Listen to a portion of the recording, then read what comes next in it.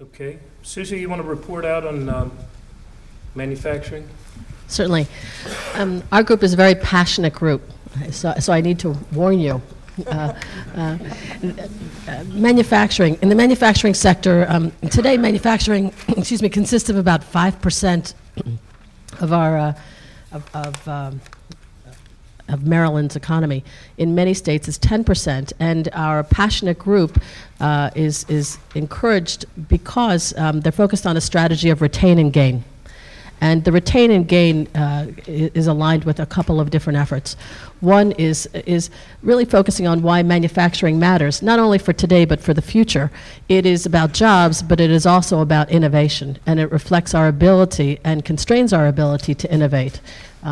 In order to integrate innovation within our cycles, manufacturing is a key component of understanding how things work as well as just creating things that do work. So being able to have a manufacturing economy is important for jobs of today, but it's also important to be able to create the jobs of tomorrow.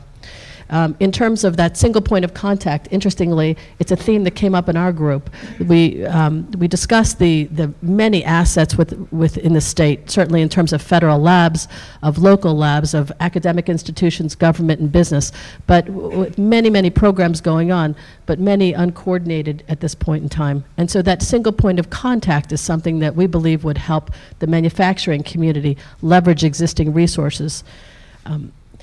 And in terms of other states that are doing this, we look at Pennsylvania having their ombudsman program as one that's successfully implemented such a single point of contact program.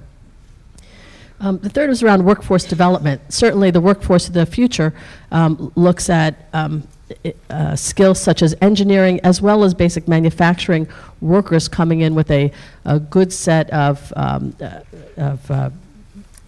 skill sets. One of the conversations that came up in our forum was really discussing the culture of innovation and where does that reside.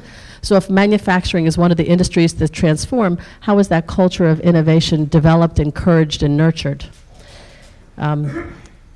And last, access to capital was lastly the fourth thing that came up within our conversation. And within that access to capital, both in terms of domestic, local, as well as access to capital for financing exports and the opportunities involved was a point of conversation and an important point for the future.